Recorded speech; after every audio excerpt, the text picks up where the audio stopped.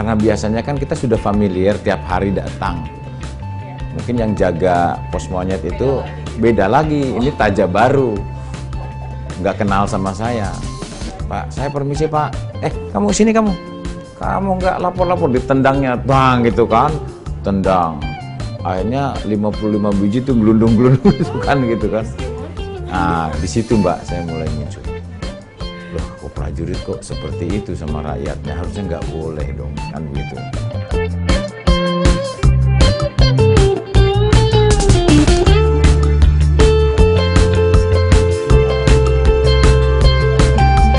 Dan kalau misalnya terjadi kontak dengan mereka, dan kemudian mereka itu kena dan mereka meninggal, anak buah saya itu saya kasih kain kafan setiap pos itu dua setel, kemudian saya kasih uang. Jadi kalau terjadi kontak, kena kakinya atau kena dadanya, ya sudah, jangan diperlakukan lain, dan kemudian dibawa ke keluarganya, sampaikan ke keciknya, buat pernyataan, sampai pemakaman kamu harus hadir di situ.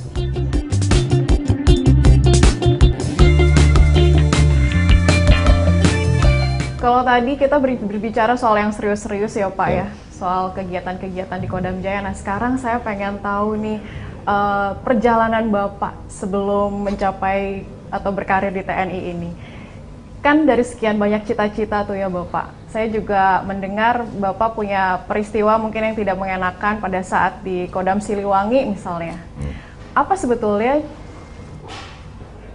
alasan Bapak sehingga ingin sekali menjadi seorang perwira di TNI? Kan padahal banyak tuh cita-cita yang mungkin kita bilang, oh ini sukses nih, ini sukses, tapi kenapa Bapak memilih menjadi perwira? Nah, jadi begini ceritanya. Saya waktu SMA, jadi SMP kan ditinggal Bapak meninggal, ya jadi istilahnya orang tua saya itu anaknya itu ada 8, ya, sehingga masih kecil-kecil, jadi orang tua tuh harus tinggal ibu menghidupi ekonomi. Waktu itu saya nganter koran, SMA itu ya, SMA Pak, ya? kelas 1 saya nganter koran. Nah setelah nganter koran itu saya biasanya berjualan kelepon. Jadi ibu yang buat kelepon, ada kelepon, pastel, kemudian ada odading gitu ya. Nah itu kelepon itu kan sekolah saya siang, saya anterlah ke Kodam, jadi pakai piring seperti ini, terus kemudian ditutup pakai taplak itu. Ini keleponnya ada 55 biji. Nah kemudian biasanya kan ke Kodam 3 Siliwangi itu lewat pintu 2 itu saya suka pamit gitu loh. Maaf Pak, saya mau ke kantin, karena kantornya ke kantin Kodam. Nah karena biasanya kan kita sudah familiar tiap hari datang. Mungkin yang jaga pos monyet itu beda lagi, ini taja baru, nggak kenal sama saya. Disangkanya, Pak, saya permisi Pak. Kamu sini kamu nggak lapor-lapor, ditendangnya, bang gitu kan, tendang. Akhirnya 55 biji tuh gelundung-gelundung gitu kan, gitu kan. Terus gimana itu? Nah, di situ Mbak saya mulai muncul. Loh, kok prajurit kok seperti itu sama rakyatnya, harusnya nggak boleh dong, kan begitu. Sehingga saya punya tekad, suatu ketika saya pengen jadi seorang perwira, seorang pemimpin yang bisa mengarahkan yang seperti itu. Nah itu mulai bangkit itu, nanti awas saya jadi taruna, saya bilang gitu. Itu ceritanya Mbak. Akhirnya makanan itu saya pulang lah, karena udah kotor semua. Saya sampaikan orang tua.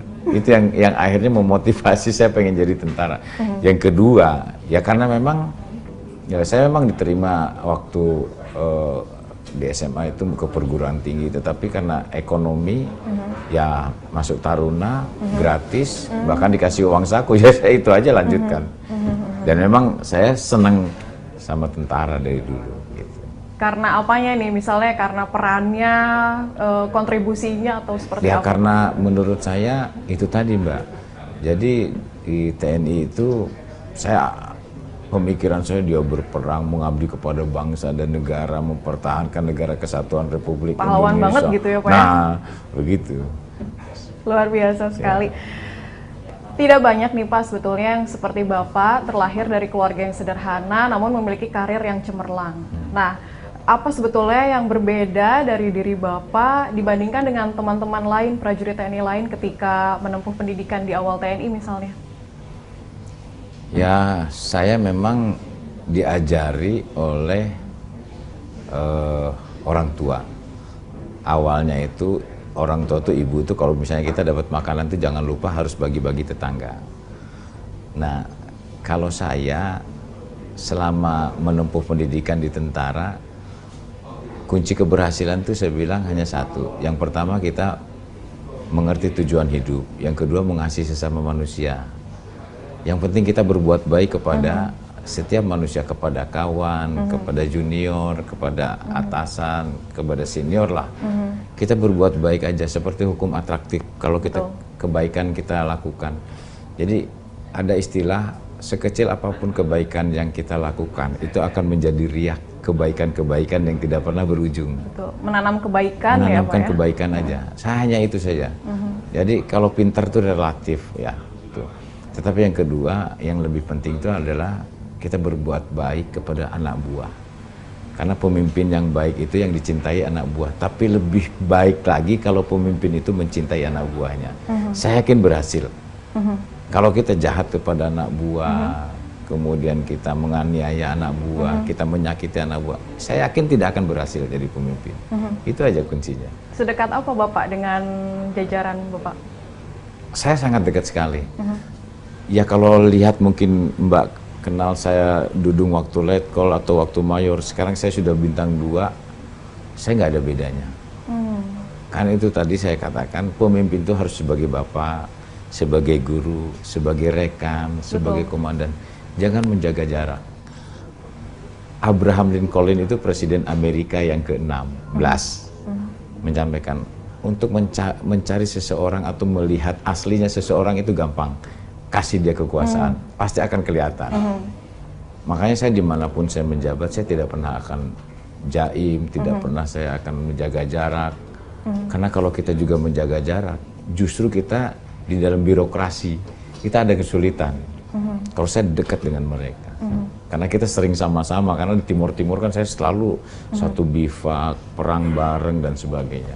Mungkin itu yang motivasi saya. Luar biasa. Ada tidak Pak hal-hal mungkin yang paling berkesan, pasti banyak ya Pak, selama meniti karir di TNI? Yang berkesan waktu di Aceh. Gimana Pak? Saya jadi komandan batalion, sebagai satuan batalion teritorial, tetapi hasilnya itu maksimal dengan sekian pucuk senjata, tokoh yang kita tangkap.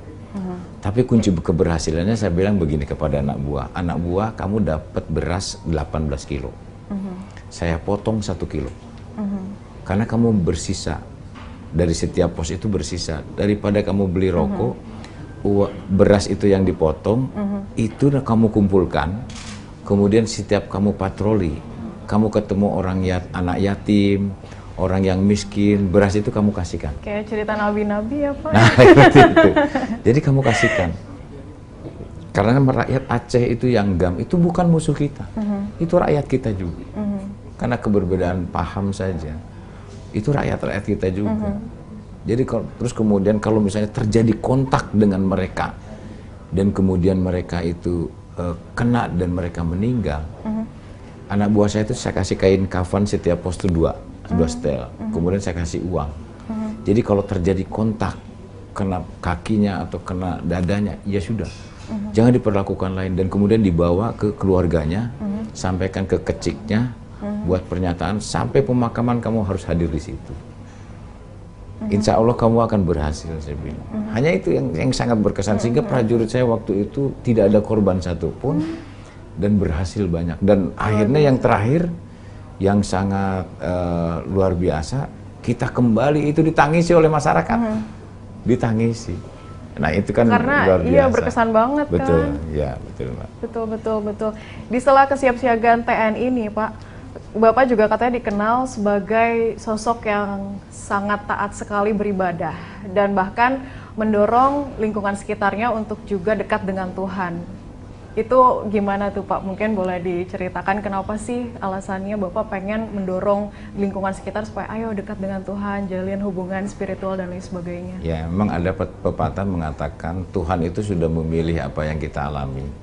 Tinggal bagaimana kita memilih apa yang harus kita lalui. Waktu saya jadi gubernur Akademi Militer, jadi di Akademi Militer itu ada masjid dan ada gereja Protestan.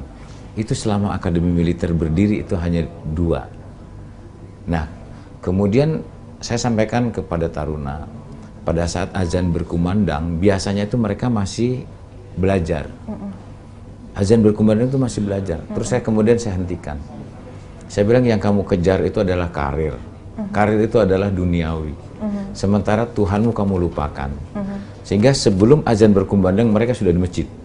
Kemudian yang Protestan sudah di gereja. Nah, yang Katolik dan yang Hindu, mereka itu di kelas. Hanya nyusun-nyusun bangku, kemudian dia beribadah sendiri. Maka waktu itu saya buat gereja Katolik dan pura, khusus taruna. Disitulah saya tanamkan kepada generasi muda, sedini mungkin, dia sudah tahu tentang toleransi beragama. Tapi intinya adalah bahwa mereka itu jangan lupa. Ya kita sebagai manusia yang kita kejar karir, ya kita kejar duniawi, kita tidak tahu apa besok atau lusa kita sudah tidak ada, kan begitu.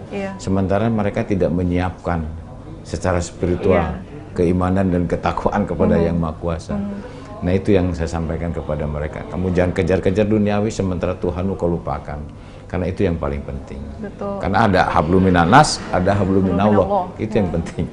Luar biasa sekali. Terima kasih banyak Bapak atas bincang-bincangnya hari ini, begitu inspiratif sekali pemirsa, dan yang pasti saya yakin sih Bapak di mata prajurit TNI lainnya menjadi pelopor dan teladan bagi mereka semuanya. Luar biasa sekali. Terima kasih banyak pemirsa, dan tentunya demikian bincang-bincang kita hari ini bersama dengan Maijen TNI Dudung Abdurrahman, seorang Panglima Kodam Jaya, dan tentunya kita akan bertemu lagi di lain kesempatan dengan topik dan narasumber menarik lainnya. Saya Nabila Karisti pamit, sampai jumpa.